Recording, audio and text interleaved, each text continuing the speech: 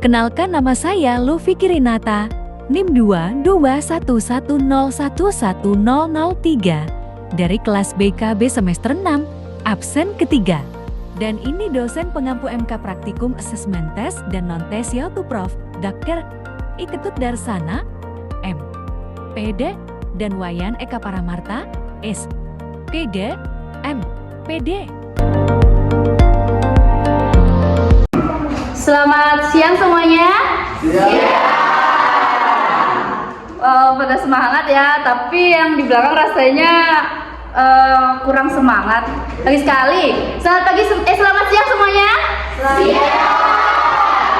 Oke. Sebelumnya siapa ya ketua kelasnya? Siapa namanya? Oke, kita sebelum memulai bimbingan klasikal pada hari ini, kita berdoa terlebih dahulu. Baik, bisa dipimpin? Teman-teman, sebelum melakukan pembelajaran, mari kita berdoa terlebih dahulu. Berdoa mulai. Berdoa mulai. Baik, terima kasih ketua kelas. Gimana nih kabarnya pada hari ini? Baik. Ada yang sakit? Iya. Semoga kita sehat selalu ya. Baik, udah ada yang tahu nama saya? Belum. Baik, perkenalkan, nama saya Vicky Rinata. Saya merupakan mahasiswa semester 6 bimbingan dan konseling Universitas Pendidikan Ganesha. Tahu Uniksa? Tahu. Baik. Sekarang kita akan melakukan bimbingan klasikal. Ada yang tahu bimbingan klasikal itu apa? Udah pernah? Udah ada yang pernah? Belum. Tahu itu apa bimbingan klasikal? Iya. Baik. Bimbingan klasikal ini adalah bimbingan yang dilakukan di dalam kelas dengan bertujuan memberikan pemahaman yang lebih mendalam tentang konsep inteligensi. Nah, inteligensi ini adalah topik yang akan kita bahas. Baik, selanjutnya membantu peserta mengenali dan memahami potensi intelijensi mereka sendiri serta cara untuk mengembangkannya. Nah, untuk itu kita akan menyepakati waktu. Nah, untuk waktu kita pakai 30 menit. Bisa disepakati? Bisa. Baik, biar lebih semangat kita lakukan ice breaking terlebih dahulu. Oke, ada yang tahu tepuk tunggal dan tunggil? Baik, tepuk tunggal itu tepuk sekali. Tepuk tunggil nggak usah ditah. Oke, kita coba ya. Tepuk tunggal, tunggal, tunggil, tunggal, tunggil, tunggal, tunggil, tunggil, tunggil, tunggal. Tunggal. Oke, tepuk tangan untuk semua.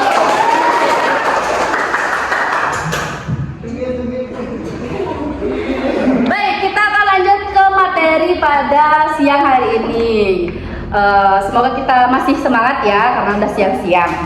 Nah, di sini kita akan membahas intelijensi atau kecerdasan. Ada yang tahu kecerdasan itu apa? Ya. Beneran nggak ada yang tahu? Tapi pernah dengar kan kecerdasan? Baik. Sekarang saya akan jelaskan. Intelijensi atau kecerdasan merupakan kemampuan untuk bertindak secara terarah, berpikir secara rasional, dan menghadapi lingkungannya secara efektif, sebagaimana dikatakan oleh seorang ahli yaitu David Wessler. Nah, dari definisi tersebut terdapat 3 indikator, yaitu kemampuan untuk bertindak secara terarah, kemampuan untuk berpikir secara rasional, dan kemampuan menghadapi lingkungan secara efektif. Bisa dimengerti? Bisa. Baik, kemampuan untuk bertindak secara terarah itu apa sih? Nah, kemampuan untuk bertindak secara terarah itu merupakan kemampuan individu dalam menetapkan tujuan dan merencanakan langkah-langkah yang diperlukan untuk mencapainya. Nah, contohnya yaitu seorang pelajar yang merencanakan studinya dengan membuat jadwal belajar untuk ujian. Apakah kalian pernah melakukan itu?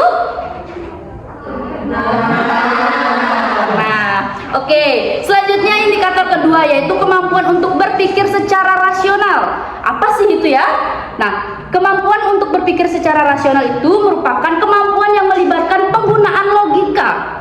dan analisis dengan pengambilan keputusan.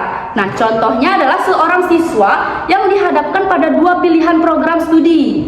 Misalnya, ada studi yang diinginkan dan ada studi kedua yang diinginkan. Nah, di situ seseorang harus bisa berpikir secara matang untuk kedepannya dia tuh akan lebih mendalami yang mana, seperti itu.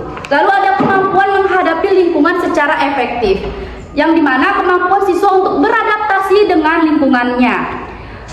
Nah, contohnya seorang siswa yang baru di sekolah merasa kesulitan dengan metode pembelajaran yang lebih mandiri.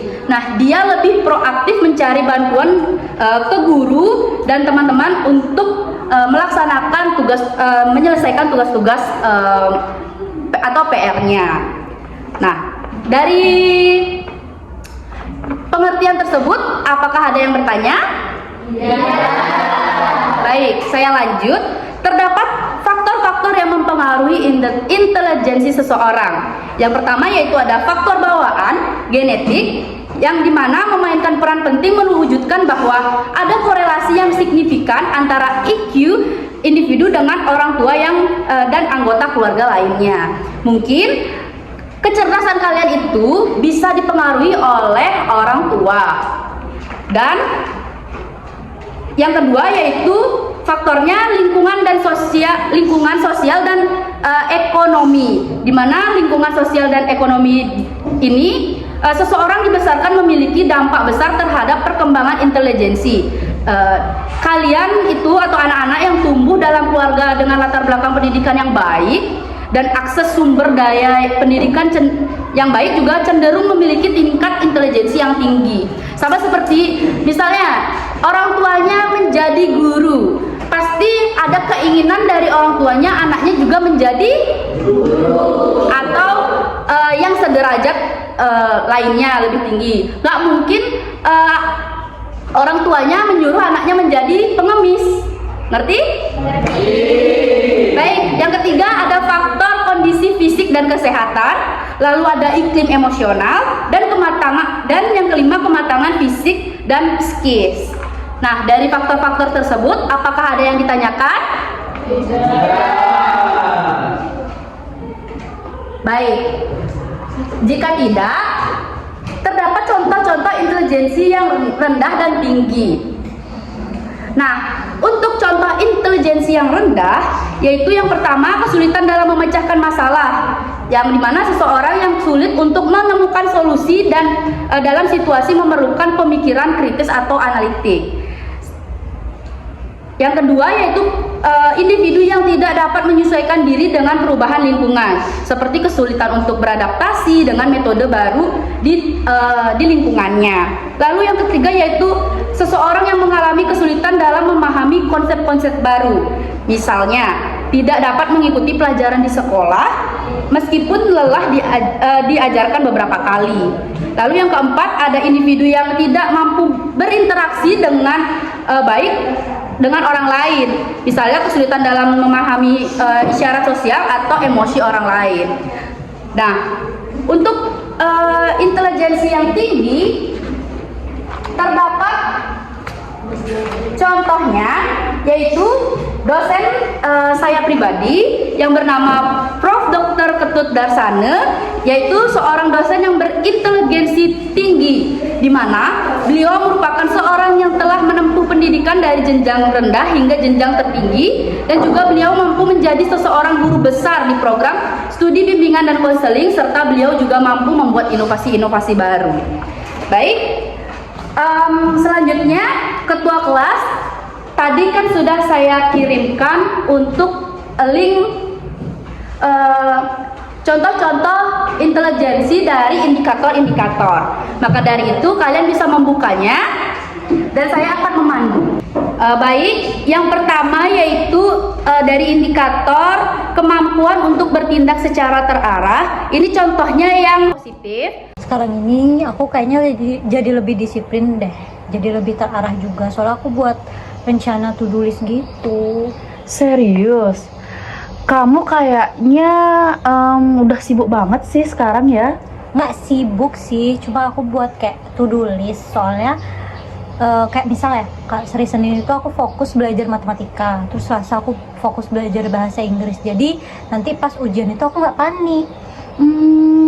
Aku sih pengennya kayak gitu, tapi aku keseringan kayak buat itu tuh jadi satu dan akhirnya itu jadinya nggak selesai deh. Aku jadinya pengen deh kayak kamu. Aku dulunya juga kayak gitu, tapi setelah itu aku nyoba buat ngejadwalin rencana pelajaran aku, terus akhirnya cocok. Jadi sekarang juga aku bisa istirahat lebih banyak juga karena kan udah terjadwal.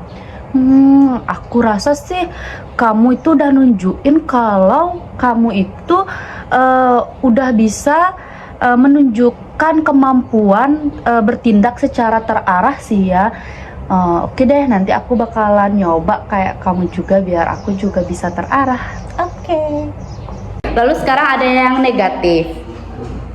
Minggu depan kita udah ujian dan aku sama sekali nggak siap.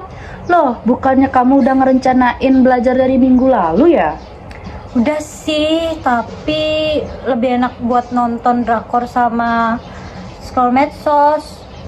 Loh, kalau kayak gitu ya pasti nggak bakalan bisa jawab dong.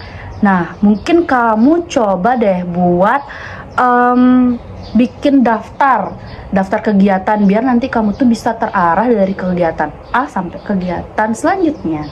Maunya sih gitu, tapi baru lihat materi aja terus lihat buku udah pusing duluan. Kayak nggak mood aja buat belajar, jadi nunggu mood aja deh kalau misalnya mau belajar. Menurutku sih kamu itu belum bisa bertindak secara terarah ya. Mungkin ikutin saranku yang tadi deh, membuat jadwal. Masih sempat nggak ya? Bisa pasti. Yaudah deh, aku buat dulu deh ya. Ya. Selanjutnya ada indikator kedua yaitu kemampuan untuk berpikir secara rasional yang positif. Tadi waktu kita debat kelompok, aku sempat ngerasa nggak cocok sih sama pendapat kamu. Tapi aku pikirin lagi buat logikanya. Ya, aku juga ngerasa gitu sih, kita kayak beda pandangan. Tapi aku ngerasa salut sama kamu karena kamu bisa tenang, padahal tadi situasinya agak tegang ya. Aku hargain itu sih. Iya, soalnya aku belajar perbedaan itu nggak semuanya bisa jadi konflik. Jadi kalau misalnya bisa dijelasin secara rasional kan bisa nambah wawasan. Bener banget. Aku juga bangga sama kamu karena kamu bisa nggak emosi. Padahal tadi itu kan riuh banget ya di kelas. Kamu itu bisa tenang dan bisa mengelola emosi. Iya, berpikir rasional itu penting. Jadi kita nggak boleh asal ambil kesimpulan yang nggak berdasar. Iya sih, benar. Itu yang positif, rasional. Lalu ini ada yang negatif. Tadi pas diskusi, aku tuh langsung ngerasa kesel banget. Jadinya aku langsung ngeluarin unek-unek aku. Ya, aku lihat kamu kayak ngerasa emosi banget ya. Terus tuh jadinya debatnya jadinya nggak bagus atau nggak fokus gitu. Iya, aku tuh kayak ngerasa nggak dihargain gitu loh. Tapi setelah aku pikir-pikir lagi, tapi kayaknya aku tadi terlalu reaktif gitu deh. Aku sih ngerasa gitu juga ya, tapi bener juga yang kata kamu harusnya berpikir dulu. Bisa jadi kan alasan yang lain itu mempunyai alasan yang kuat. Jadi kamu langsung marah-marah kayak gitu, diskusinya jadinya nggak produktif. Iya, aku nyesel sih. Next, aku belajar buat lebih rasional lagi. Oke, semangat ya. Oke, lalu yang terakhir yaitu menghadapi lingkungan secara efektif dengan perilaku positif. Waktu aku masuk sekolah baru ini, aku tuh awalnya ngerasa khawatir banget. Tapi aku langsung ikut kegiatan OSIS, terus juga ekskul teater. Ih, hebat banget sih. Aku kira kamu itu anaknya yang gampang untuk nyesuaiin diri ke semua orang. Awalnya tuh canggung banget. Tapi setelah aku pikir-pikir, daripada aku sendiri terus, mending aku ikut berbagai kegiatan. Jadi sekarang aku punya banyak temen deh. Kamu berarti bisa menghadapi lingkungan yang baru dengan cara yang efektif ya? Iya betul, kuncinya itu ya buka diri dulu. Lingkungan tuh gak bakal berubah kalau kita gak mulai duluan untuk mulai semuanya. Benar. Yaitu kemampuan menghadapi lingkungan yang negatif. aku tuh udah 2 bulan pindah ke sekolah ini kan, tapi aku tuh masih ngerasa asing, kayak aku nggak punya temen deket gitu loh. Kenapa kamu nggak coba kegiatan sekolah dulu? Atau mulai ngobrol-ngobrol sama teman yang lain? Aku tuh takut nggak diterima, apalagi teman-teman yang lain tuh kayak udah punya kelompok masing-masing gitu loh. Kalau kamu nggak mulai duluan, mereka nggak tahu kalau kamu tuh mau gabung apa enggak. Harusnya kamu coba pelan-pelan deh. Iya sih, apa aku mungkin terlalu tertutup ya? Tapi aku nggak tahu harus mulai dari mana. Nanti aku bantu deh, kita coba di kegiatan ekskul dulu ya. Oke, makasih. Iya. Itulah contoh-contoh video dari ketiga indikator. Apakah ada pertanyaan? Baik. Sekarang saya tanya, dalam situasi apa kalian paling merasa intelijensi atau kecerdasan kalian diuji? Lagi ngapain? Lagi belajar. Terus?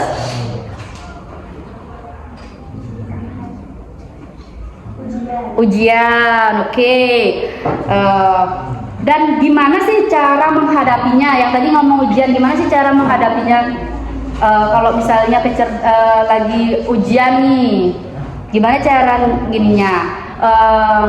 Ngatasinya mungkin grogi atau gimana cara ngatasinya? Tahu? Baik, belajar dulu. Beri tepuk tangan untuk temannya.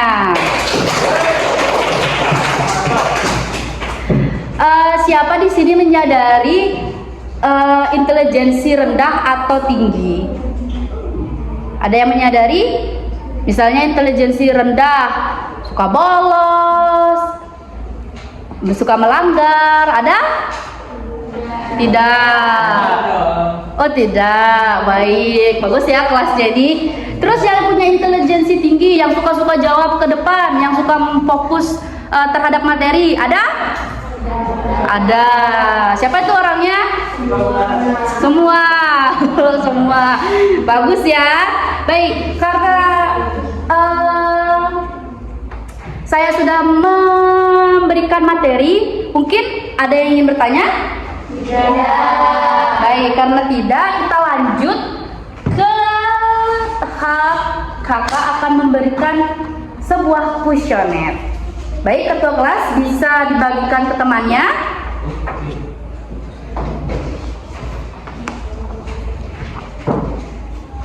Kuesioner ini sudah ada petunjuknya, bisa dibaca terlebih dahulu dan diisi selama waktunya yaitu 3 menit. Jangan lupa isi nama, kelas, dan nomor absen.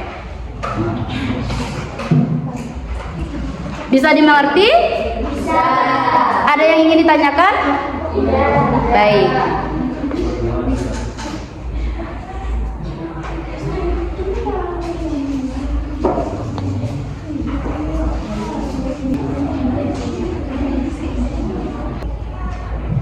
Sudah? Sudah? Oke, dikerjakan.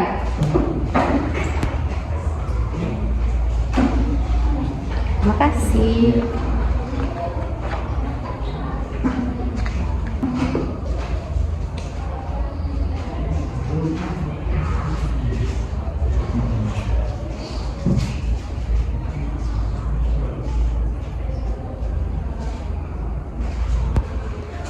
Baik, waktu tersisa lagi 1 menit.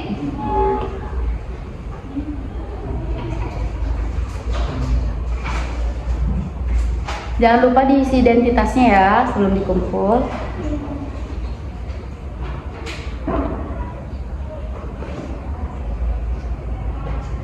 Sudah? Bisa dikumpulkan.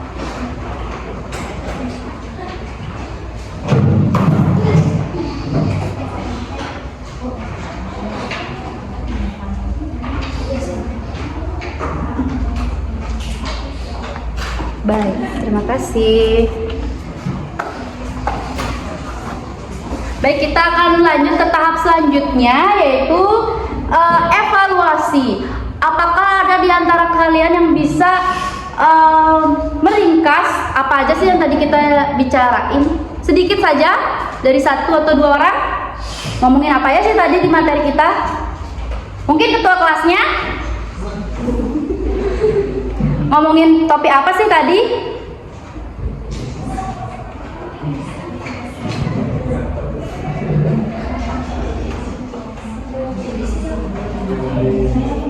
Ya? Intelijensi. Baik. Terus faktor-faktornya siapa ada yang bisa jawab?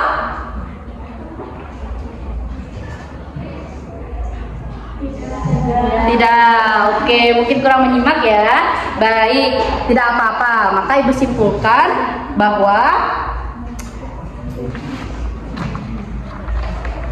bahwa intelijensi adalah suatu kecerdasan yang ada di dalam diri kita sendiri. Nah, faktor-faktornya itu ada di dalam diri kita sendiri dan ada dari luar diri kita sendiri. Baik, singkatnya seperti itu. Apakah bisa dipahami? Bisa. Baik. Selanjutnya, karena sesi bimbingan klasikal ini sudah terpenuhi, Ibu ucapkan terima kasih kepada kalian yang sudah menyediakan waktunya. Dan selanjutnya yaitu ada bimbingan kelompok. Karena tadi sudah mengerjakan kuesioner, ada 7 orang yang akan Ibu panggil namanya, langsung maju ke depan ya untuk melaksanakan bimbingan kelompok. Bisa dimengerti? Bisa. Baik, terima kasih untuk kalian yang sudah menyediakan waktunya untuk melaksanakan bimbingan kelompok ini. Baik, sebelum itu kita berdoa terlebih dahulu ya. Baik, berdoa dimulai. Berdoa selesai. Nah, kita sebelum ke langkah selanjutnya bisa diperkenalkan terlebih dahulu. Perkenalkan, nama saya Celia. Baik. Perkenalkan, nama saya Santi. Baik. Perkenalkan nama saya Agung. Perkenalkan nama saya Arta. Perkenalkan nama saya Raka. Perkenalkan nama saya Putra. Perkenalkan, nama saya Ica. Ya, oke. Nah, di bimbingan kelompok ini kita akan menyepakati waktu 10 menit. Apakah bisa? Bisa. Nah, di bimbingan kelompok ini, kalian pernah nggak ngelakuin bimbingan kelompok sebelumnya? Tidak. Ada yang tahu bimbingan kelompok itu apa? Tidak. Baik, karena tidak tahu, saya kasih tahu secara singkatnya bahwa bimbingan kelompok adalah proses di mana sekelompok individu berkumpul untuk menerima informasi, pengetahuan, dan keterampilan dalam konteks pendidikan atau pengembangan pribadi yang dipandu oleh seorang fasilitator, yaitu saya fasilitatornya. Nah, tujuan dari bimbingan kelompok ini yaitu membantu peserta memahami topik tertentu, mengembangkan potensi dan meningkatkan keterampilan sosialnya. Nah, kesepakatan topik, kita akan menggunakan topik intelijensi. Bisa? Baik, tadi waktu bimbingan klasikal kalian kan masih kurang untuk menyebutkan faktor-faktor intelijensi. Coba sekarang diingat-ingat, faktor intelijensi itu ada apa aja? Ada yang bisa mungkin setelah diingat-ingat? Saya. Baik. Faktor bawaan genetik. Faktor genetik memainkan peran penting dalam menentukan tingkat inteligensi seseorang. Baik, menurut Celia. Oke, menurut Celia itu. Mungkin yang lain? Menurut saya lingkungan sosial dan ekonomi. Lingkungan sosial dan ekonomi di mana seorang dibesarkan memiliki dampak besar terhadap perkembangan inteligensi. Baik. Lalu, mungkin? Menurut saya kondisi fisik dan kesehatan. Kesehatan fisik dan kondisi gizi juga berkontribusi pada pengembangan inteligensi. Baik.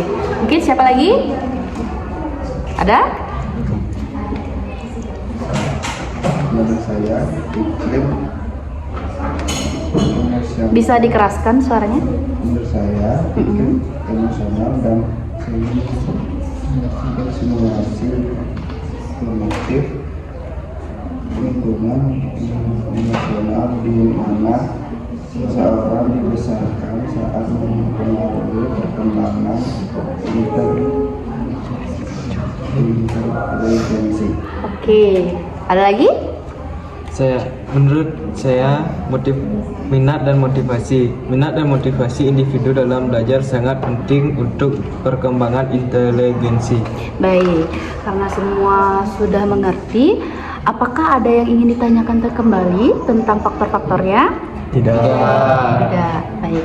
Untuk itu, karena kalian sudah mengetahui dan mungkin tadi sudah nyatat lagi ya. Baik, saya akan simpulkan bahwa terdapat 6 faktor yang mempengaruhi intelijensi seseorang, di mana yang pertama yaitu faktor bawaan dari dalam diri kita sendiri, dari genetik, seperti orang tua yang melahirkan kita. Kalau orang tuanya cerdas, kita akan bisa jadi ikut cerdas gitu. Nah, beberapa penelitian juga menunjukkan bahwa ada korelasi yang signifikan antara IQ individu dengan IQ orang tua atau anggota keluarga lain. Misalnya kalau orang tua kalian tidak begitu cerdas, bisa jadi om atau bibi kalian yang mempunyai intelijensi yang cerdas bisa menurun ke kalian karena masih satu genetik. Oke. Lalu ada lingkungan dan sosial emosi. Lingkungan sosial dan ekonomi. Nah, kalau misalnya lingkungan sosial kalian ini, kalau misalnya latar belakang seseorang itu lebih baik, misalnya bapaknya jadi tentara, pasti anaknya nggak mungkin kan jadi yang lebih rendah, kayak misalnya pengangguran. Bisa mengerti? Pasti bapaknya atau orang tuanya ingin anaknya menjadi sukses seperti dirinya. Oke, lalu ada kondisi fisik dan kesehatan. Nah, nutrisi yang baik biasanya juga mempengaruhi intelijensi seseorang. Kalau misalnya kalian kekurangan asupan, intelijensi kalian juga akan berkurang. Lalu ada iklim dan stimulasi kognitif. Nah, iklim emosional ini di mana orang dibesarkan sangat mempengaruhi perkembangan intelijensinya, di mana dukungan emosional dari orang tua dan pengasuh serta stimulasi kognitif yang diberikan dapat meningkatkan kemampuan berpikir dan belajar anak. Nah, sebaliknya jika lingkungan penuh tekanan atau kurang mendukung dapat menghambat intelijensi dan kreativitas seseorang. Kalau misalnya kalian penuh tekanan, kalian sedih nggak? Kayak jadinya misal kalian pengen menjadi dokter, tapi ibu kalian nyuruhnya jadi pilot, kesel nggak? Kesel. Gitu. Itu merupakan sedikit contoh bahwa lingkungan mempengaruhi juga. Lalu ada kematangan fisik dan psikis. Kalau misalnya fisik kalian terbatas, bisa jadi intelijensi kalian juga berkurang. Nah, ada minat dan motivasi, di mana individu dalam belajar sangat penting untuk memperkembangkan intelijensi.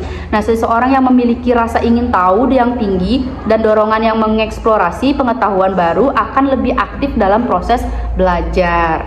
Kalau kalian misalnya gak minat sama matematika, pasti bakalan bosan, benar? Benar. Kalau misalnya kalian nggak termotivasi karena gurunya galak-galak, pasti kalian malas juga belajar kan? Iya. Baik. Untuk itu, apakah ada yang ingin ditanyakan? Tidak. Baik. Untuk bimbingan kelompok ini Ibu cukupkan karena kalian juga sudah mengerti. Selanjutnya ada konseling kelompok, di mana Ibu membutuhkan 3 orang siswa. Sebelum itu Ibu akan memberikan kuesioner kepada kalian. Nanti dalam kuesioner ini akan Ibu pilih sesuai dengan yang Ibu akan bahas. Baik, bisa melihat seberapa paham kalian terhadap materi. Baik, bisa dijawab. Ini ada pun.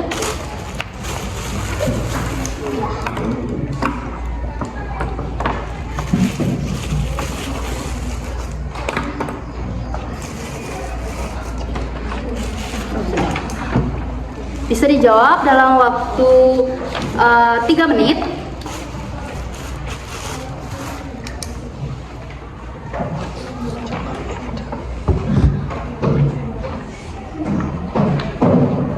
Isikan nama ya.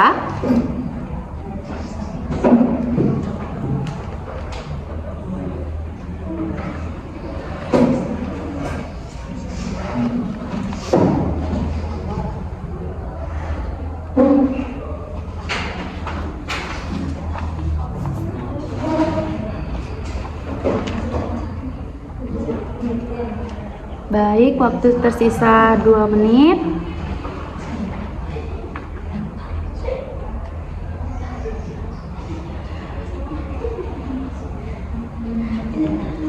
Sudah?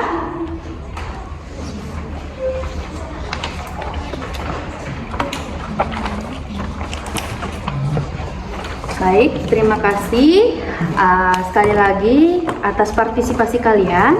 Nah, karena selanjutnya ada konseling kelompok, Ibu akan membutuhkan 3 orang. Untuk itu nama-nama yang Ibu akan panggil entar, mohon untuk tetap di sini, sisanya bisa kembali. Bisa dimengerti? Bisa. Baik, Ibu ucapkan terima kasih lagi. Sebelum itu mari kita berdoa karena diawali dengan doa. Berdoa dimulai. Berdoa selesai. Baik, selamat siang untuk semuanya. Siap. Terima kasih kalian sudah masih tetap di sini untuk melaksanakan konseling kelompok. Sebelum itu kita berdoa terlebih dahulu ya. Baik, berdoa dimulai. Berdoa selesai. Kita akan melakukan sesi konseling kelompok ini selama 10 menit. Bisa disepakati? Bisa. Sebelumnya udah pernah ngelakuin konseling kelompok? Belum. Baik, karena belum, saya jelaskan. Konseling kelompok ini adalah suatu proses di mana sekelompok individu berkumpul untuk membahas masalah pribadi, berbagai pengalaman, dan saling memberikan dukungan emosional di bawah bimbingan konselor. Nah, tujuannya untuk membantu peserta mengatasi masalah yang dihadapi, meningkatkan pemahaman diri, dan mengembangkan keterampilan sosialnya. Sudah bisa dimengerti? Sudah. Baik, kita akan masuk ke tahap inti, di mana kalian ini kan bisa mengatakan masalah-masalah kalian tentang intelijensi. Nah, kalian tidak perlu takut karena kita mempunyai asas kerahasiaan di mana kita akan merahasiakan segala masalah kalian di sini, selesai di sini dan tidak boleh dibawa keluar. Lalu kita mempunyai asas keterbukaan di BK ini di mana kalian harus berbicara secara terbuka, tidak ada yang ditutup-tutupi. Bisa dimengerti? Bisa. Baik, sebelumnya saya ingin tahu permasalahan kalian. Bisa di sebelah sini. Menurut saya, tidak memperhatikan guru dan tidak Mohon maaf, masalah saya. Kalau solusi baru aja. Oke. Baik, baik, untuk itu bisa di sebelah sini bisa menceritakan masalahnya. masalah saya itu ketika belajar cepat membosankan. Cepat membosankan belajar. Baik. Masalah saya tidak termotivasi untuk belajar karena terasa membosankan. Baik, membosankan juga. Lalu ini? Masalah saya tidak bisa menyelesaikan matematika. Baik. Karena ada 2 orang yang masalahnya sama, mungkin kita akan menggunakan tidak termotivasi atau malas belajar karena merasa pelajaran itu membosankan. Apakah bisa disepakati? Bisa. Baik. Nah, karena tidak termotivasi untuk belajar dan pelajaran terus membosankan, coba kalian pikirkan solusi dari seseorang yang mempunyai masalah di pembelajarannya. Dia bosan sama belajar. Ada yang bisa memberikan solusi? Baik.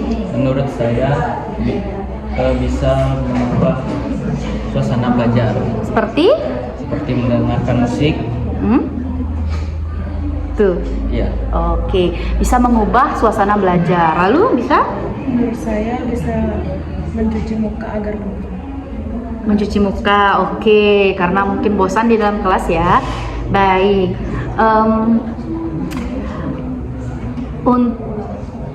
Lalu karena ini masalahnya juga lumayan kita harus tangani, di sini saya akan melakukan menggunakan teknik self management. Apakah ada yang tahu teknik self management itu apa?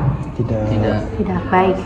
Teknik self management ini adalah kemampuan individu untuk mengelola diri sendiri dalam berbagai aspek kehidupan, termasuk emosi, waktu, dan perilaku untuk mencapai tujuan pribadi dan profesional. Nah, ini melibatkan kesadaran diri, pengaturan emosi, dan pengambilan keputusan yang bijak. Nah, selanjutnya pada treatment ini saya akan memberikan satu kertas kosong, di mana itu berisi hari, tanggal.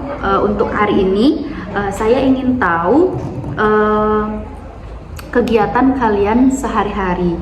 Bisa ditulis dari pagi, siang, sore, malam. Bisa ditulis.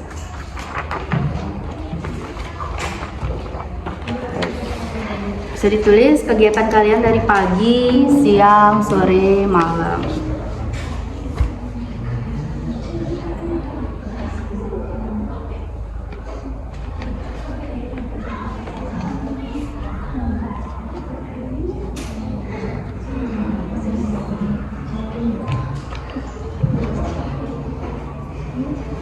Baik, sudah?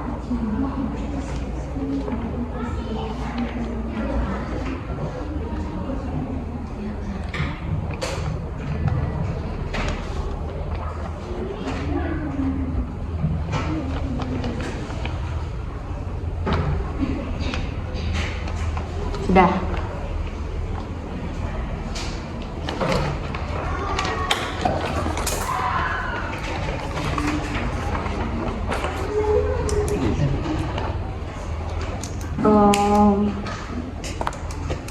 Baik, untuk siapa tadi namanya? Arta. Saya lihat di sini kamu yang paling bermalas-malasan. Seperti sering ini kebanyakan main HP ya.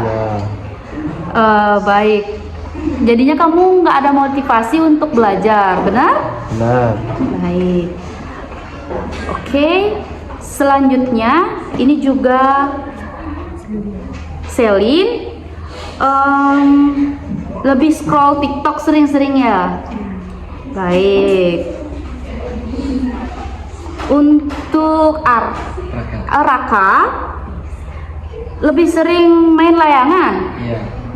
Waduh, jadinya males ya untuk belajar ya, bosan kalau misalnya dalam kelas. Juga nih Raka main game aja katanya ini di sini. Oke. Selanjutnya mungkin saya kembalikan lagi. Di sini kalian bisa merefleksikan diri atau kalian menulis jadwal ulang yang lebih positif. Misalnya pagi itu kalian megang HP, kalian sekarang pagi lebih jogging, lebih ngambil kegiatan jogging daripada main HP. Yang melayangan lebih menggunakan waktunya belajar, seperti itu.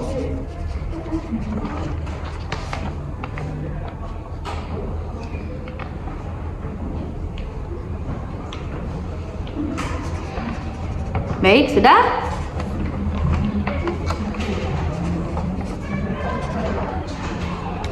Oke, untuk Raka dan Arta. Oke, sudah. Wow, sudah ada kemajuan ya. Harusnya bagaimana? Ibu mau kegiatan positif ini kalian melaksanakan seminggu ke depan, bisa? Bisa. Nah, ibu akan ngecek setiap harinya kepada guru, atau ibu bisa intip-intip di luar jendela kalian masih malas-malesan nggak, ya? Dan mungkin bisa memotivasi satu orang di kelas. Siapa yang juara satu di kelas? Raka. Raka juara satunya? Iya. Oh, oke, bisa mencontoh Raka ya. Walaupun sering main layangan ternyata juara satu ya. Oke, nggak apa-apa. Baik, karena sudah, apakah kalian bisa berjanji untuk melakukan kegiatan positif ini selama seminggu ke depan? Bisa. Kamu bilang ragu-ragu ya? Tapi saya ragu-ragu, Ibu. Apakah bisa kalian berjanji untuk kedepannya lebih positif lagi? Tapi saya ragu-ragu, Bu. Baik, Arta ragu-ragu.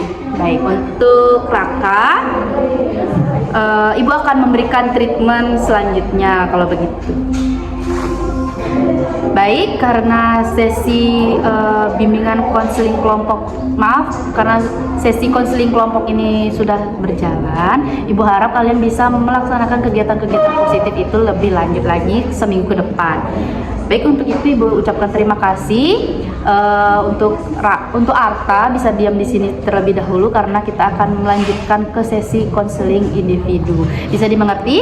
Bisa. Baik, Ibu ucapkan terima kasih. Sebelum itu kita berdoa dan yang lain bisa kembali ke tempat duduknya masing-masing. Bisa dimengerti? Bisa. Baik, berdoa dimulai. Berdoa selesai. Baik, selamat siang. Siap. Baik, terima kasih untuk Arta sudah meluangkan waktunya untuk melanjutkan ke konseling individu karena tadi berkata bahwa Arta ragu-ragu ya untuk melaksanakan ke depannya. Baik, mohon yang lain bisa kondusif karena masih ada pelaksanaan konseling individu. Untuk Raka, kita akan membuat layanan ini selama 10 menit. Apakah bisa? Bisa. Nah, sebelumnya Raka pernah nggak Arta pernah nggak di konseling individu? Pernah. Terus ngerti nggak pengertian konseling individu itu apa? Tidak. Baik, saya akan memberitahu bahwa konseling individu adalah proses interaksi antara konselor dan konseli yang bertujuan untuk membantu konseli memahami diri, mengatasi masalah pribadi, dan mengembangkan keterampilan sosial dan emosionalnya. Nah, melalui konseling individu ini akan berfokus pada peningkatan kesejahteraan mental dan pencapaian tujuan pribadi konselingnya. Baik, karena saya tadi sudah disepakati 10 menit, kita lanjut ya. Untuk Arta tidak perlu takut untuk menceritakan apa saja karena di sini di BK kami mempunyai asas kerahasiaan. Kerahasiaan yang dimaksud yaitu obrolan yang ada di ruangan ini akan saya keep, tidak akan ada orang yang tahu bagaimana permasalahan Arta. Hanya kita berdua aja yang tahu, dan Ibu mohon Arta bisa menerapkan asas keterbukaan di mana tidak ada omongan yang ditutup-tutupi, bisa dicurhatkan semuanya. Bisa dimengerti? Bisa. Baik. Tadi Arta mengatakan bahwa Arta tidak termotivasi untuk belajar karena pelajaran terasa membosankan.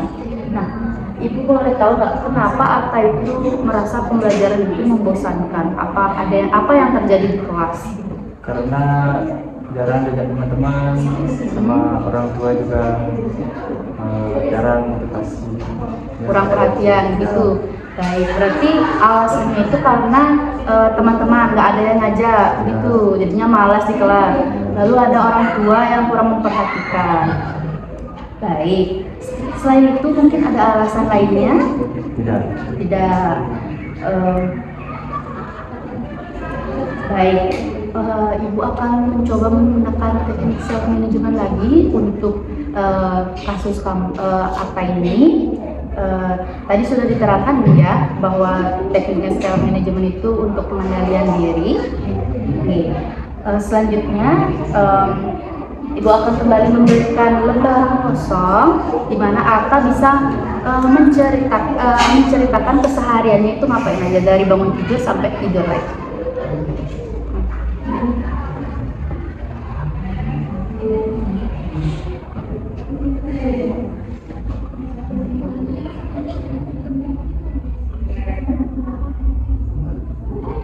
Bangun tidur, siang ngapain, sore ngapain, malam ngapain.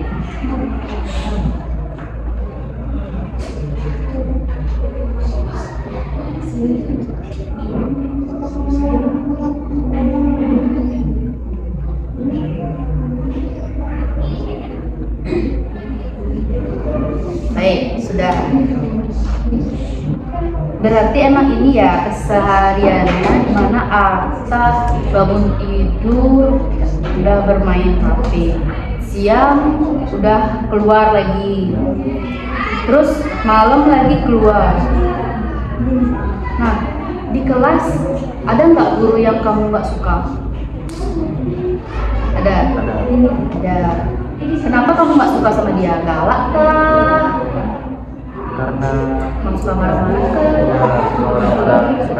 Maunya di belakang suka marah-marah.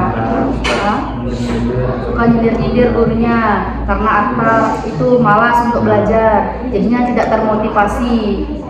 Ada nggak role model kayak misalnya aku harus seperti itu? Punya nggak keinginan seperti itu? Punya. Baik, berarti Arta ini ingin berubah dari perilaku sebelumnya yang kurang baik, seperti itu ya. Baik.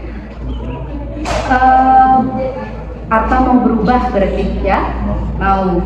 Baik, selanjutnya buat ulang keseharian Arta yang lebih baik lagi, yang mungkin main HP-nya dikurangi, lebih belajar lagi, bisa dibuat kesehariannya sampai 7 hari ke depan, Senin, Selasa, Rabu, Kamis, Jumat.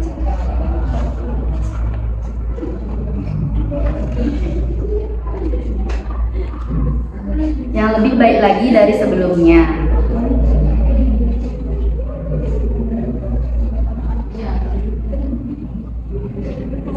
Sudah?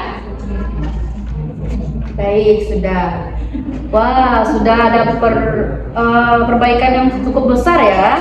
Dimana Arta pagi akan bersih-bersih dulu, baru ke sekolah, lalu sampai sekolah bersemangat untuk melakukan pembelajaran, lebih bergaul kepada teman-teman ya, tidak menutup diri, lalu pulang sekolah tidur siang, lalu malamnya belajar 15 menit. Oke, ini sudah bagus sekali ya. Nah, Ibu akan tunggu kemajuan Arta di minggu depan. Ya, Ibu akan pantau melalui wali kelas apakah benar Arta sudah berubah atau masih saja. Nah, untuk itu Ibu ingin Arta kalau misalnya berhasil, reward apa yang Arta akan berikan kepada diri sendiri? Ngerti reward?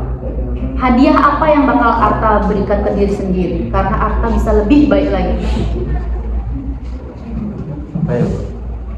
Mungkin membeli sesuatu yang lebih disenangi, bisa berfoya-foya untuk belanja karena reward hadiah untuk diri sendiri. ya mungkin melakukan hal yang bikin diri sendiri senang. Baik, melakukan kegiatan yang lebih bisa membuat diri lebih senang. Contohnya Kayak bermain sama teman-teman. Baik. Nah, kalau misalnya nggak berhasil, apa hukuman untuk Arta?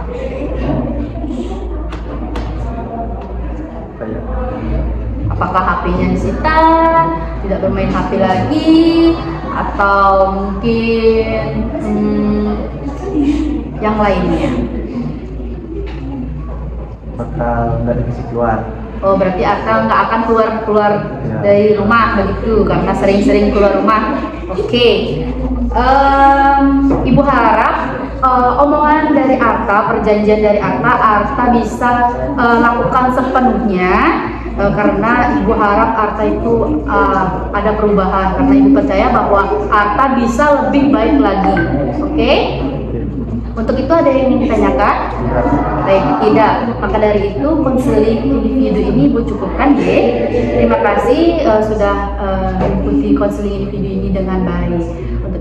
Untuk itu Ibu ucapkan terima kasih lagi karena tadi diawali dengan doa ya. Sekarang ditutup dengan doa. Berdoa dimulai. Berdoa selesai. Baik, terima kasih Arta. Semoga ada perubahan ke depannya. Baik, selamat siang, bisa kembali ke kelas.